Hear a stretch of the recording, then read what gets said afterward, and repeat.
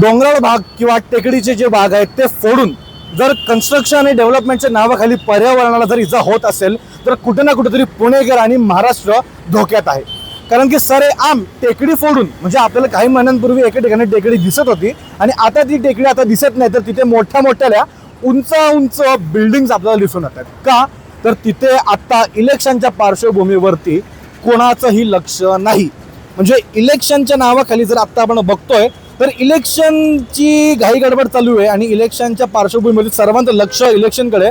परंतु या गोष्टीमध्ये कार्यक्रम काही लोक करून गेले आहेत ज्यांनी नियम धाब्यावरती मारून टाकलेले आहेत.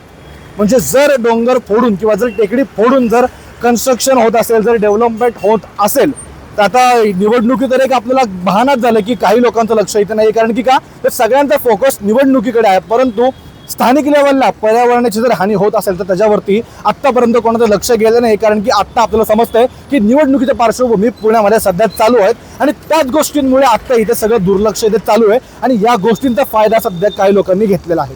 एवढंच नाही तर आत्ता आपण ज्या भागामध्ये उभा तो गंगारामचा भाग आहे. इथून म्हणजे फार वरपासून ते खालपर्यंत फार खुशबू हॉटेलचा जो चौक आहे, खुशबू हॉटेल कल्याण बेळचा जो एरिया आहे, तिथपर्यंत हे जे कन्स्ट्रक्शन चालू आहे त्या कन्स्ट्रक्शनची धूळ अख्खी लाट पसरलेली आहे. म्हणजे जर तुम्ही ह्या एरियामध्ये ट्रॅव्हल करत असाल, जर तुम्ही सातत्याने या भागात राहणारे असाल तर तुम्हाला ही गोष्ट देखील जाणवेल. कारण की जर तुम्ही इथे जात असाल तर आत्ता देखील तुम्ही ते बघू शकता, धूळ एवढे प्रचंड प्रमाणात आहे की श्वास घेताना देखील इथे त्रास होतोय. म्हणजे आपण ऑक्सिजन इनहेल करतोय का धूळ इनहेल करतोय हे आपल्याला समजून येत नाही. म्हणजे जर एक UI एअर क्वालिटी इंडेक्स बद्दल जर बोलायला गेलो तर आत्ता आपल्याकडे डेटा मिळाल्यानुसार इथे आत्ताचं करंटली जिथे आपण उभे आहोत 124 त्याचा काउंट आहे. आता मग इथे सेन्सर बसवले गेले आहेत का नाही हा मोठा क्वेश्चन मार्क आहे.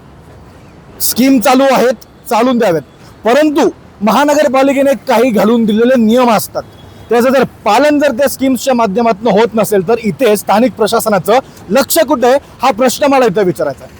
आणि अजून एक गोष्ट म्हणजे इकडनं सातत्याने लोक जात येत असतात.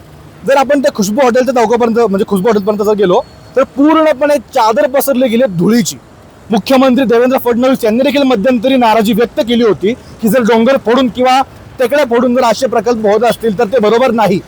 महाराष्ट्राचे मुख्यमंत्र्यांचं हे वक्तव्य आहे आणि त्यांना देखील जर सिरियसली घेतलं जात नसेल तर मुख्यमंत्र्यांच्या लेवलनी काम करतात, परंतु स्थानिक लेवलच्या प्रशासनाचं लक्ष कुठे आहे हा मोठा प्रश्न मला या माध्यमातून विचारायचा. कारण की जर स्थानिक प्रशासनाबद्दल आपण जर या गोष्टीबद्दल बोलायला गेलो तर स्थानिक प्रशासनाचं लक्ष या गोष्टीकडे बिलकुल नाहीये आणि या गोष्टीवरती स्थानिक प्रशासनाने लवकरात लवकर काही ठोस पावलं घेतली पाहिजे. तर या गोष्टीत तुम्हाला काय वाटतंय आम्हाला कमेंट्सच्या माध्यमातून सांगायला विसरू नका आणि पाहत राहा न्यूज डॉट्स. मी अंशुकाश.